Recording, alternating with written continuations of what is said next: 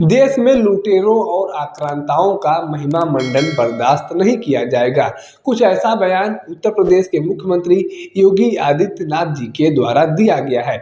जी हां, जैसा आप सभी को पता है कि वर्तमान समय में महाराष्ट्र में जहां एक तरफ औरंगजेब को लेकर विवाद चल रहा है, तो वहीं उत्तर प्रदेश के संभल और बहराइच में सैयद सलार मसूद गाजी को लेकर विवाद चल रहा है। और इसी बीच अब मुख्यमंत्री योगी आदित्यनाथ जी के द्वारा भी एक बयान दिया गया है और कहा गया है कि देश में आक्रांताओं का, लुटेरों का महिमा मंडन बर्दाश्त नहीं किया जाएगा। आपको बता दें कि बीते दिनों मुख्यमंत्री योगी आदित्यनाथ जी बहराइच पहुंचे हुए थे। बहराइच में उनके द्वारा एक तहसील का उद्घाटन किया गया और लोगों को संबोधित भी किया गया।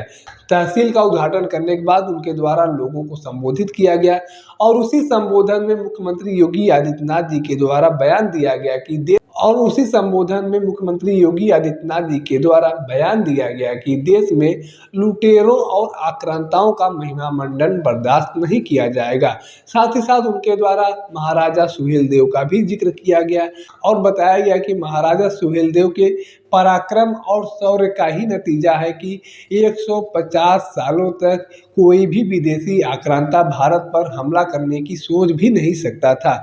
महाराजा सुहेलदेव की दूर दूर तक चर्चा थी और उनके शौर्य और पराक्रम के डर के मारे भारत पर कोई हमला करने की सोच भी नहीं सकता था। आपको बता दें कि यही वो बहराइच है जहां पर गाजी मियाँ यानी कि सैयद सलार मसूद गाजी की दरगाह पर काफ़ी बड़ा मेला लगता है। इस मेले में हिंदू मुसलमान तमाम लोग जाते हैं, वहाँ पर चादर चढ़ाते हैं, अपनी मन्नतें मांगते हैं और जिसकी मन्नतें पूरी हो गई होती हैं वह लोग भी वहाँ पर दर्शन पूजन करने के लिए जाते हैं। और माना जाता है कि यही सैयद सलार मसूद गाजी जो है, इन्हीं के नेतृत्व में गुजरात के सोमनाथ मंदिर पर हमला किया गया था। सोमनाथ मंदिर में लूटपाट की गई थी और वहाँ पर मौजूद जो 12 ज्योतिर्लिंगों में से एक शिवलिंग है उसे खंडित करने का काम किया गया था। साथ ही साथ कई हजार हिंदुओं का कत्लेआम भी इसी सैयद सलार मसूद के नेतृत्व में किया गया था। और अब मुख्यमंत्री योगी आदित्यनाथ जी के इस बयान से कहीं न कहीं यह प्रतीत हो रहा है कि जो बहराइच में सैयद सलार मसूद गाजी की दरगाह पर मेला लगता है, उस मेले पर भी संकट खड़ा हो गया है। जी हाँ, जैसा आप सभी लोगों ने भी पिछले दिनों देखा होगा कि संभल में सैयद सलार मसूद के नाम पर लगने वाले नेजा मेला का अनुमति प्रशासन ने देने से इनकार कर दिया था और नेजा मेला को लेकर भी काफ़ी विवाद हुआ था। और नेजा मेला कमेटी के द्वारा कहा गया है कि अगर प्रशासन के द्वारा हमें नेजा मेला लगाने की अनुमति नहीं दी जाती है तो हम कोर्ट का रुख करेंगे। और अब मुख्यमंत्री जी के द्वारा इस तरह का बयान दिया गया है और इसी बहराइच से बयान दिया गया है जहाँ पर मेला लगता है गाजी मियाँ के नाम पर। तो माना जा रहा है कि कहीं न कहीं अब बहराइच में लगने वाले मेले पर भी संकट खड़ा हो सकता है।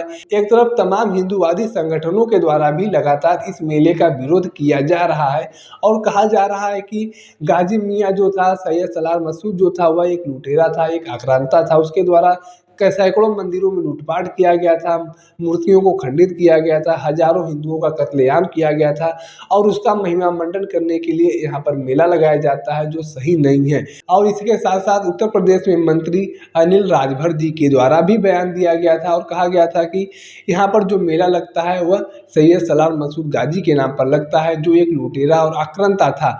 महाराजा सुहेलदेव ने उसे परास्त किया था और यहाँ पर उसके नाम पर उसका महिमा मंडन करते हुए मेला लगता है, जो सही नहीं है। हम पूरी कोशिश करेंगे कि इस मेले का आयोजन ना हो। यानी कि एक तरह से यह कहा जाए तो गलत नहीं होगा कि अब बहराइच में लगने वाले गाजी मियाँ के मेले पर भी संकट खड़ा हो गया है। ऐसे में अब यह देखना दिलचस्प होगा कि बहराइच में गाजी मियाँ के नाम पर जो मेला लगता है वह लगाने की अनुमति मिलती है कि नहीं मिलती है। आपको बता दें कि इसी मई जून की गर्मी के टाइम पर गाजी मियाँ की दरगाह पर यह मेले का आयोजन होता है, लेकिन अब यह देखना दिलचस्प होगा कि मेला लगता है कि नहीं लगता है, क्योंकि लगातार अब उस मेले को लेकर भी विवाद बढ़ता हुआ नजर आ रहा है।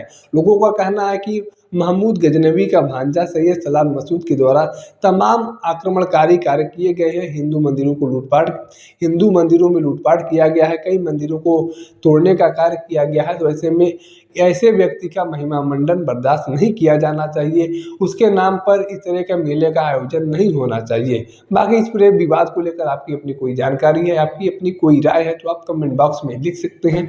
अगर आप वीडियो को फेसबुक पर देख रहे हैं तो पेज को फॉलो करें, यूट्यूब पर पर देख रहे हैं तो चैनल को सब्सक्राइब करना ना भूलें। साथ ही साथ आप हमारे पेज को, हमारे चैनल को इंस्टाग्राम और ट्विटर पर भी फॉलो कर सकते हैं। धन्यवाद।